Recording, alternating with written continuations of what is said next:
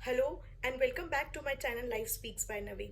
ठीक है, मैं बहुत सारे वीडियोस ऑलरेडी अवेलेबल है जो आपको बता रहे हैं कि सीजी सेट का फॉर्म निकल गया, कैसे भर सकते हैं, क्या भर सकते हैं। तो मैं ज़्यादा टाइम वेस्ट नहीं करूंगी। इस वीडियो पे हमने 2019 के 5 इंपॉर्टेंट कॉमर्स के एमसीक्यू लिए हैं। मैनेजमेंट वालों का दर्द मैं समझती हूँ, ठीक है, इसीलिए इस एमसीक्यू में 5 क्वेश्चंस जो हैं वो जनरल मैनेजमेंट के और इकोनॉमिक्स के। अब देखिए, एमसीक्यू क्वेश्चंस में होता क्या है कि एक क्वेश्चन में 4 ऑप्शंस होते हैं, ए बी सी डी।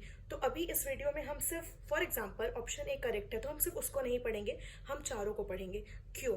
क्योंकि देखिए, हो सकता है कि कौन से सब topic as it is repeat ना हो, I mean question as it is repeat ना हो। जनरली ऐसा नहीं होता है, लेकिन उसके इर्द गिर्द की चीजें रिपीट हो जाती है, इसलिए हमारा प्रीवियस ईयर के क्वेश्चंस को सॉल्व करना इतना इंपॉर्टेंट हो जाता है और वो इतना हेल्पफुल भी हो जाता है। फॉर एग्जाम्पल, अभी मैं आपके सामने एक क्वेश्चन लेके आऊंगी जो हेनरी फ्योल के प्रिंसिपल के बारे में है। अब देखो, जरूरी नहीं है कि वो question as it is repeat आ जाए, बट हेनरी फ्योल के बहुत सारे प्रिंसिपल है।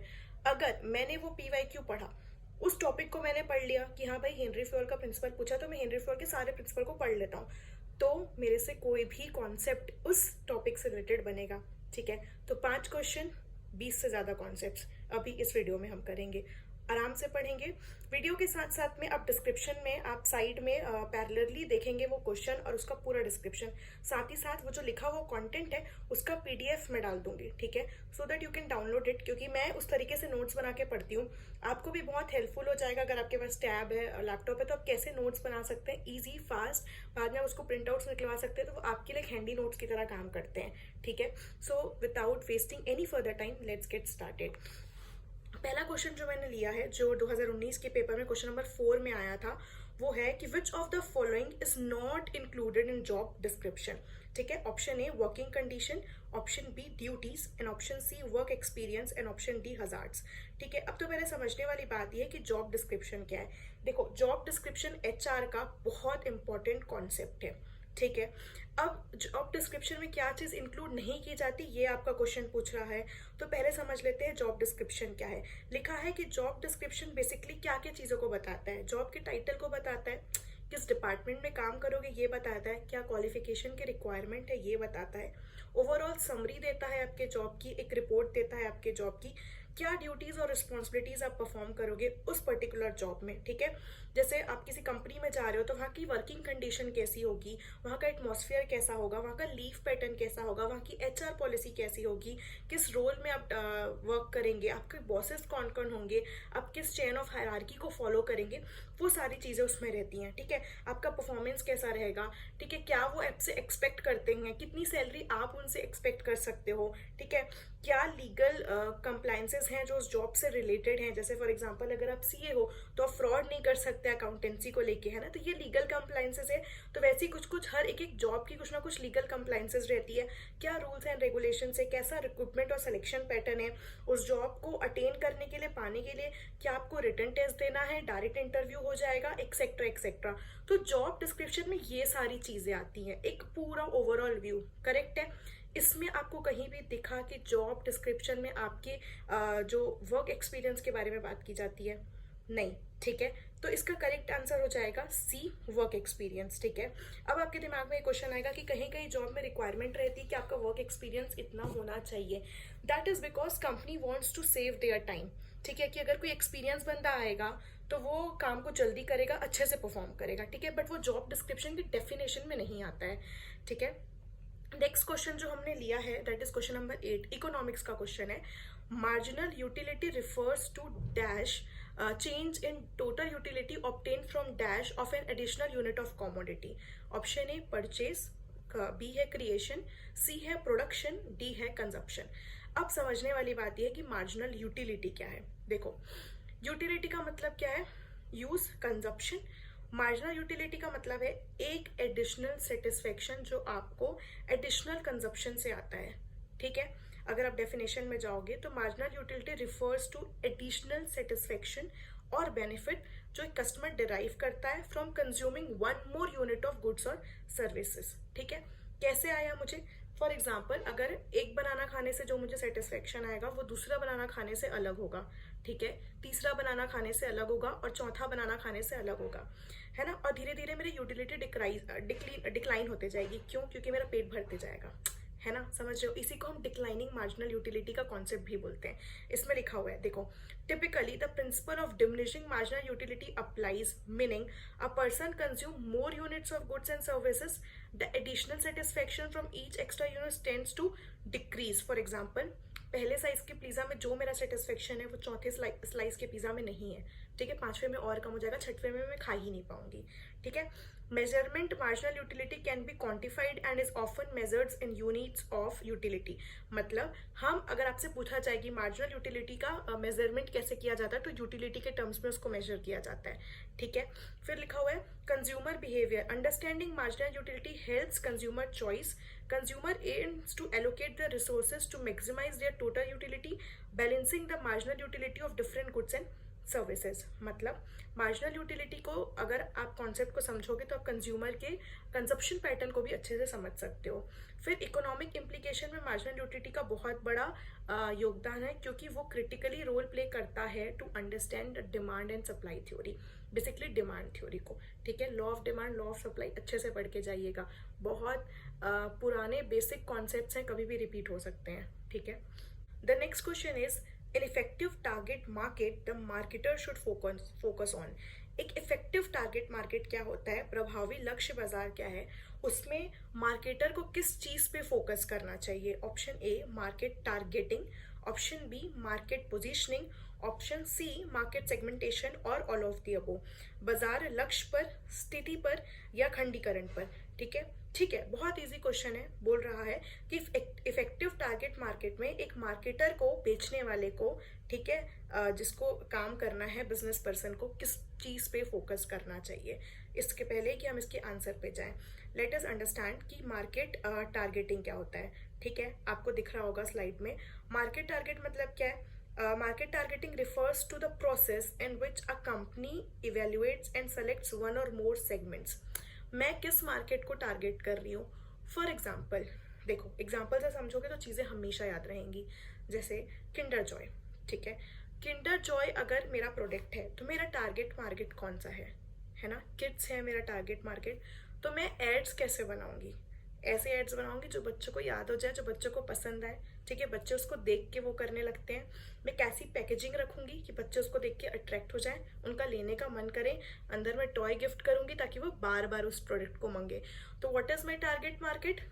किड्स, ठीक है? उस हिसाब से the goal of target market is to optimize the allocation of marketing resources and tailor marketing activities to meet the specific needs of this target market, ठीक है? उस बच्चे की नीड क्या है? चॉकलेट, टॉयज, कलरफुल चीजें, मैंने उसको सेटिस्फाई किया क्योंकि मेरे को पता था मेरा टारगेट मार्केट क्या है, तो मैंने उसके हिसाब से अपने प्रोडक्ट को आइडेंटिफाई किया और बनाया ताकि उसकी सेलिंग हमेशा सक्सेसफुल रहे। फिर लिखा हुआ है मार्केट सेगमेंटेशन क्या होता है? तो मार्केट सेगमेंटेशन क्या है? खंडीकरण करना, हिंदी में लिखा हुआ है ना, खंड कर देना। मतलब कस्टमर को, ब्रॉड कंज्यूमर को और बिजनेस मार्केट को सब ग्रुप्स में डिफाइन कर देना, या कैरेक्टरिस्टिक्स में अलग अलग उसके हिसाब से डिफाइन कर देना। Shampoo male female, body wash male female, ठीक है? सेगमेंट कर दिया है, ठीक है? उसके बाद क्या लिखा है? मार्केट की पोजीशनिंग, ठीक है? जैसे हम बोलते हैं ना, क्या पोजीशन पे आप जॉब करते हो, तो मार्केट की पोजीशनिंग क्या है? तो मार्केट पोजीशनिंग मतलब एक इमेज ऑफ द प्रोडक्ट, है ना, या माइंड, मतलब उस ब्रांड का कस्टमर के माइंड में क्या इमेज है।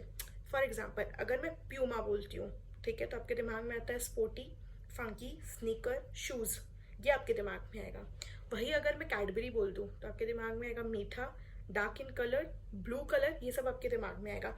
तो कैसे मैंने अपने ब्रांड को, अपने प्रोडक्ट को आपके दिमाग में पोजिशनिंग किया है, that is known as market positioning, ठीक है? अब आप बताइए कि अगर आप एक मार्केटर होते, आप एक बिजनेसमैन होते, या आप एक बड़े ब्रांड को ओन करने वाले होते, तो आपका फोकस किस पे होता? सभी पे? आप ये भी देखते कि मेरी टारगेट ऑडियंस क्या है, आप उस टारगेट ऑडियंस तक पहुंचने के लिए पूरे मार्केट को सेगमेंट पहले कर चुके होते, ठीक है? और अपने ब्रांड को जो बनाना चाहते हैं वही बनाते। अगर आपको लगता कि नहीं, किंडर जॉय बच्चों के बीच फेमस नहीं हो पा रहा है, उसका एड उतना क्रिएटिविटी नहीं है, मेरे को बच्चों के बीच ही फेमस होना है, तो आप वापस से अपने ब्रांड की पोजिशनिंग करना चालू करोगे, right? So the answer is all of the above, ठीक है? नेक्स्ट क्वेश्चन पे आते हैं। 27th नंबर का क्वेश्चन है सेट ए का। In accounting the policy anticipates no profit and provide for all possible losses is a, लेखांकन में लाभ का पूर्वानुमान ना करें और सभी संभव हानियों के लिए प्रावधान करें कि नीति क्या कहलाती है। Convention of materiality, convention of consistency, convention of conservatism और कन्वेंशन ऑफ डिस्क्लोजर्स। अकाउंट्स के सारे कन्वेंशन, सारे accounting standards, golden rules, basic journal entries, trial balance, basic book keeping, partnership, है ना, फाइनल अकाउंट्स के बेसिक कॉन्सेप्ट्स, ये तो आपको आने ही चाहिए। अगर आप कॉमर्स के पेपर में बैठ रहे हैं तो हमको लगता है कि क्वेश्चन नहीं पूछेगा, बहुत ईजी है। एक बाउंसर देगा, 2 मार्क्स से लैप्स हो जाते हैं। बहुत बेसिक है, कॉन्सेप्ट्स क्लियर है, 2 मार्क्स से अचीव हो जाते हैं। मायने रखता है ये 2 मार्क्स बहुत ज़्यादा, आगे पीछे हो जाता है रैंक। ठीक है, सबसे पहले समझते हैं कंजर्वेशन ऑफ मटेरियलिटी। ठीक है, फाइनेंशियल अकाउंटिंग में वो सारी इंफॉर्मेशन को आप डिस्क्लोज करेंगे, इंक्लूड करेंगे। ठीक है, जो मटेरियल की तरह कंसिडर की जाएगी, जिससे इन्वेस्टर का डिसीजन, क्रेडिटर को फर्क पड़ेगा, इन्वेस्टर को फर्क पड़ेगा। ऐसे सारी चीजें जिनका कोई इम्पैक्ट नहीं है उनको आप इंक्लूड नहीं करेंगे। ठीक है, कन्वेंशन ऑफ कंसिस्टेंसी, कंसिस्टेंट रहना है। सेम अकाउंटिंग प्रिंसिपल्स को या मेथड्स को या रूल्स एंड रेगुलेशंस को फॉलो करेंगे लॉन्ग टाइम तक। क्यों? ताकि बाद में वो बाद में वो इंफॉर्मेशन देने में काम आएगा। ठीक है, बिजनेसमैन को, कंपनीज ओनर को डिसीजन लेने में वो बहुत ज़्यादा हेल्प करेगा। बार बार अब अपना पैटर्न बदलेंगे तो एनालिसिस करने में वीक हो जाएंगे। फिर लिखा हुआ है convention of conservatism. Conservative thought के लोग हैं, वो बोलते हैं ना हम, तो कंजर्वेटिज्म मतलब भैया अगर खर्चे होने वाले तो उसके लिए प्रावधान करके रख लो। ठीक है, ये बेसिक कॉन्सेप्ट है।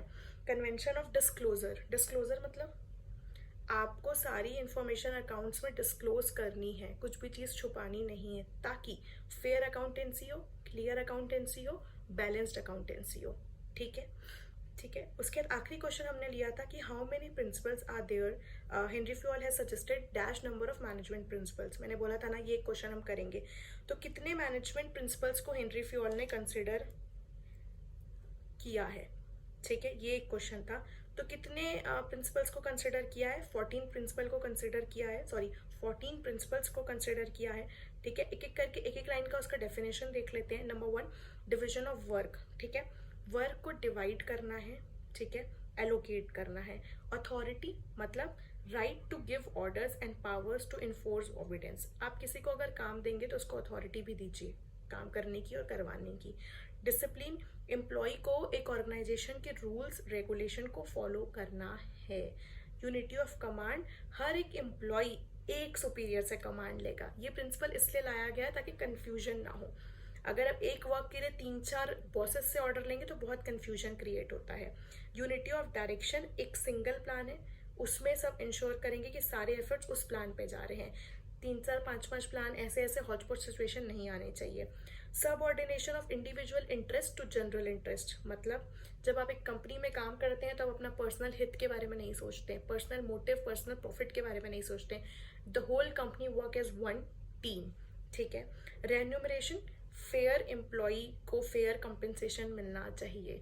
ठीक है, सेंट्रलाइजेशन, काम सेंट्रलाइज्ड होना चाहिए। टॉप ऑर्गेनाइजेशन के पास पावर है, टॉप, मिडिल, लोअर। ठीक है, स्केलर चेन मतलब अथॉरिटी टॉप से बॉटम फ्लो करती है, ये प्रिंसिपल हमें बताता है। Order materials and personnel should be in right place right time. ठीक है, जब जिसकी जरूरत है, ताकि to increase the efficiency. Equity, manager should treat employees with fairness and justice. Equity should be there in the organization so that किसी भी employ को बहुत ज़्यादा बुरा ना लगे या वो डीमोटिवेटेड फील ना करे while working on the organisation. Stability of tenure of personal मतलब retaining employees for the long term, मतलब अगर मैं किसी कंपनी को ज्वाइन करती हूँ, मैं ये सोच के ज्वाइन करूंगी कि भैया मुझे लंबा वहाँ टिकना है, तो कंपनी भी मुझे वो सोच के साथ रखे, मेरे साथ वैसा बर्ताव ना करे, मेरे साथ इक्विटी मेंटेन करे, डिसिप्लिन मेंटेन करे, है ना, स्केलर चेन को प्रॉपर निभाए, यूनिटी ऑफ कमांड को प्रॉपर निभाए, ताकि मैं भी वहाँ लॉन्ग रन रुक सकूँ, वो मुझे रिटेन कर सके, मैं अपनी स्टेबिलिटी वहाँ बना सकूँ। विन विन सिचुएशन होना चाहिए। Initiative, employee should be given the freedom to act and make decision, उतना आपको स्पेस रहना चाहिए, जोरू का गुलाम नहीं बनाना है। स्पिरिट दे क्रॉप्स मतलब सबसे इंपॉर्टेंट प्रिंसिपल है, टाटा जी भी बोलते हैं, बिना यूनिटी के, बिना वो जज्बे के, बिना अपनी कंपनी को अपना समझे आप काम नहीं कर पाएंगे। ठीक है, this are the 14 principles of Henri Fayol. अभी सिर्फ नंबर पूछा है, हो सकता है आपको पूछ ले कि ये स्पिरिट द क्रॉप्स क्या होता है, सबऑर्डिनेशन ऑफ इंडिविजुअल इंटरेस्ट का मतलब क्या है, या पूछ ले यूनिटी ऑफ कमांड ने कितने बॉसेस की अलाउ किया गया है हेनरी फ्योल के प्रिंसिपल्स के हिसाब से। ठीक है, तो आज की इस वीडियो में ये 5 क्वेश्चन हमने कवर किया है। नेक्स्ट वीडियो में अगर आपको ये बेसिक नोट्स और ये हैंडी नोट्स ठीक लग रहे हैं तो नेक्स्ट वीडियो में I will bring another 5 question. That's all for today. Okay bye, prepare well. ठीक है, बहुत अच्छी अपॉर्चुनिटी है, बहुत अच्छा मौका है। इसके तुरंत बाद एपी का एग्जाम होगा, आई एम एश्योरिंग यू। तो सारे लोग जिनको गवर्नमेंट जॉब चाहिए, अच्छी जॉब चाहिए, स्टेबल जॉब चाहिए, साफ सुथरी जॉब चाहिए, रिस्पेक्टेड जॉब चाहिए, this is your chance to make it happen. Okay bye.